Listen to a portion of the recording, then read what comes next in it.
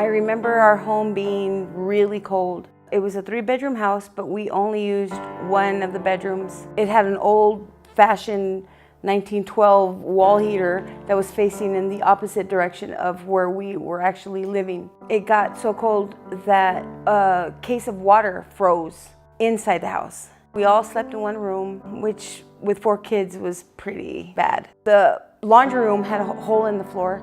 Our clothes closet molded from the room being warm and then the outside rooms being cold. All my shoes had mold when Habitat went to look at the conditions of the home.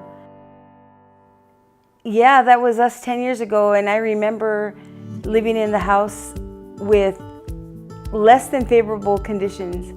Mold, holes. We had a hole, do you remember?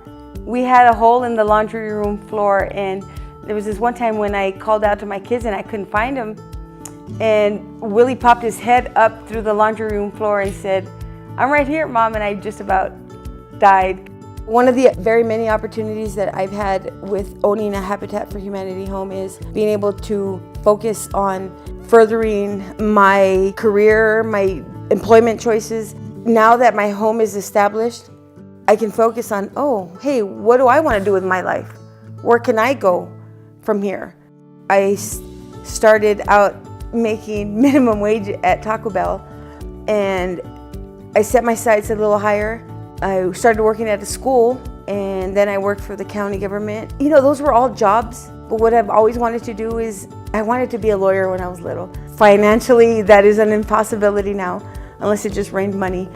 But I got to go to paralegal school, and I'm almost done. I have 2 classes, 2 half classes left, and I maintain an A average, which I've always known I was capable of, but because of the situations that I put myself in or were dealt, you kind of just put that to the back burner. But owning a home, I know who I am.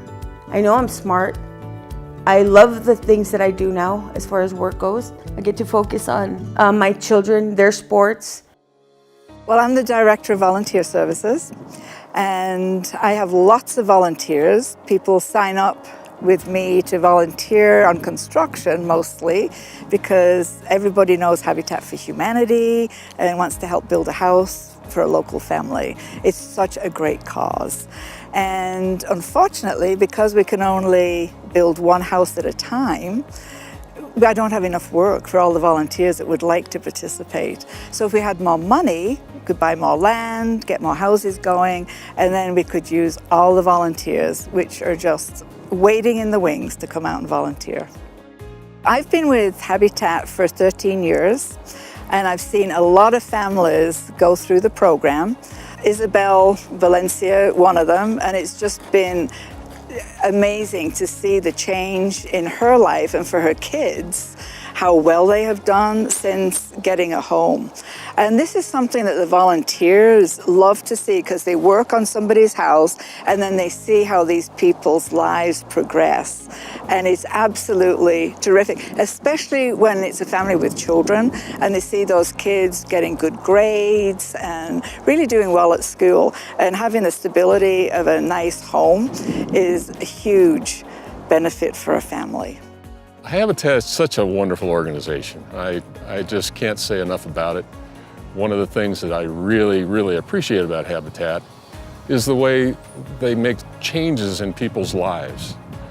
There's a lot of charities out there that you can give to, but I think that Habitat has got the mission that makes more difference in people's lives than an awful lot of the other charities out there.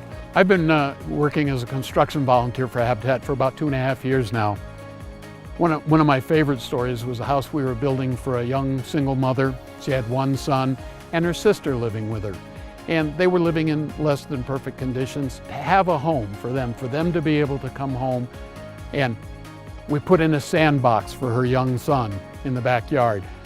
It made all the difference to him. He was very excited about that.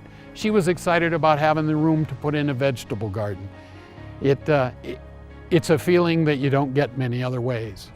Gail, our volunteer director, does a great job of trying to get those volunteers that we have or that want to be volunteers to have something to do, to try to schedule things. But again, there's only so many houses that can be worked on at one time now. Usually it's just one.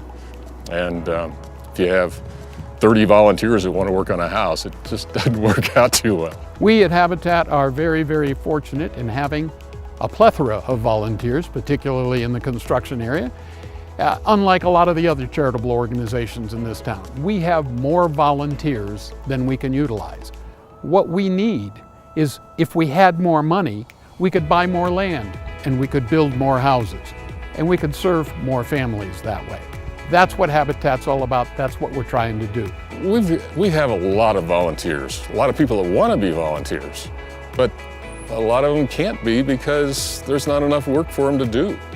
And the only way that we can use the volunteers that we have and to accomplish the mission that we have before us is to have more money so that we can buy more land, and we can build more houses, and we can help more people.